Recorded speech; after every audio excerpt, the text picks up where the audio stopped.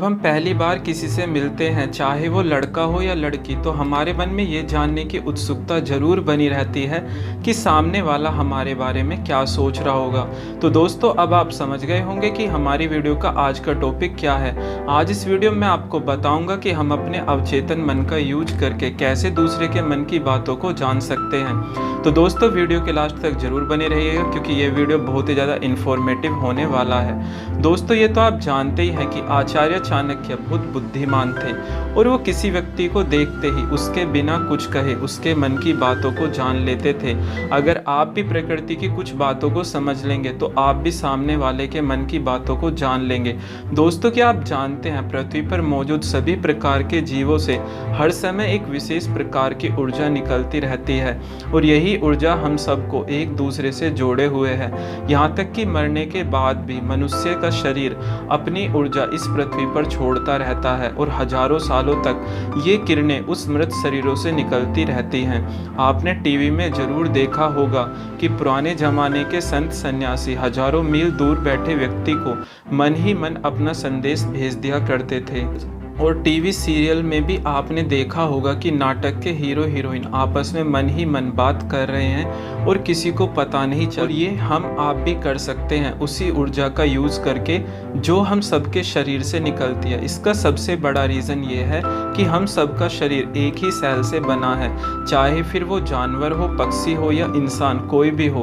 हम सब एक दूसरे से उसी सेल और ऊर्जा से जुड़े हुए और हम उसी ऊर्जा का यूज़ करके एक दूसरे के मन की बात को भी जान सकते हैं और एक दूसरे को कंट्रोल भी कर सकते हैं। और आज साइंस के युग में बिना किसी यंत्र के मन ही मन संदेश भेजने की प्रक्रिया को टेलीपैथी के नाम से जाना जाता है। और अब तो साइंस भी इस बात को मानता है कि हवा में रेडियो तरंगों के माध्यम से हम संदेश एक जगह से दूसरी जगह भेज सकते हैं। अब आप ध्यान से इन चीज़ों को समझिए कि ये कैसे काम करता है।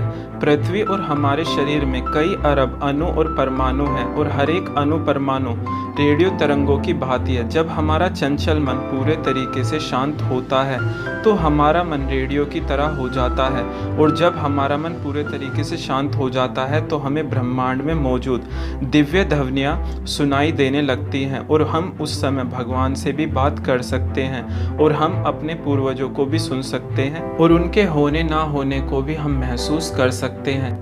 स्वामी विवेकानंद के गुरु रामकृष्ण परमहंस जी के बारे में कहा जाता है कि वे ध्यान अवस्था में माँ काली से बात किया करते थे।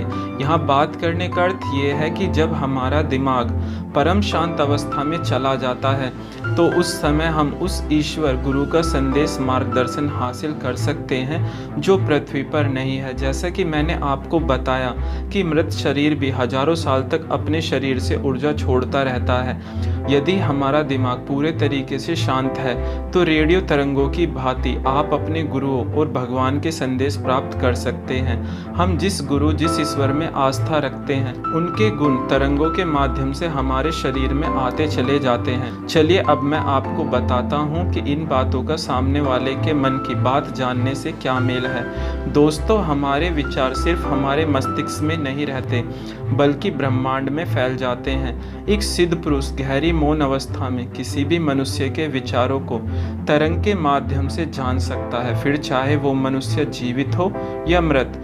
जब मनुष्य शांत होता है उसके अपने कोई विचार नहीं चल रहे होते हैं। उस अवस्था में वो सामने वाले के विचारों को पढ़ सकता है। इस अवस्था में आपके दिमाग में सेम टू सेम विचार चलने लग जाएंगे और इस अवस्था में आपको भविष्य में होने वाली घटनाएं भी दिखाई देने लगेंगी। आपने भी कभी ना कभी ऐसा जरूर महसूस किया होगा कि आपको पहले से कोई फीलिंग आ रही थी कि मेरे साथ ये होगा और आपके साथ सेम टू सेम वही हुआ होगा।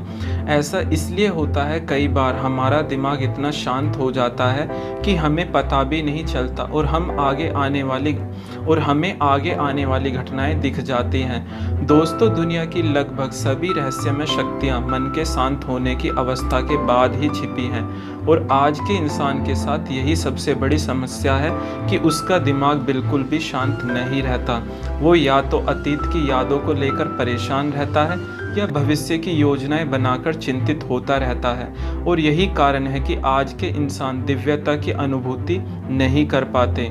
और ना ही वो इन सब चीज़ों को मानते हैं, क्योंकि वह मोह माया में इतना ज़्यादा फंस चुके हैं कि उन्हें खुद एहसास नहीं कि वे क्या कर रहे हैं। लेकिन अगर मन शांत हो जाए तो हम ऐसी दिव्य शक्तियाँ प्राप्त कर सकते हैं जो कभी किसी ने सोची भी नहीं होंगी, क्योंकि जब मन बिल्कुल शांत हो जाता है तो दूसरों के विचारों की पग ध्वनि भी सुनाई पड़ने लगती है, और जब मन बिल्कुल मौन हो जाता है तो दूसरे के मन में चल रहे विचारों का भी दर्शन शुरू हो जाता है। महान लोग कहते भी हैं, जिसने मन को वश में कर लिया उसकी सफलता तो देवता भी नहीं रोक सकते।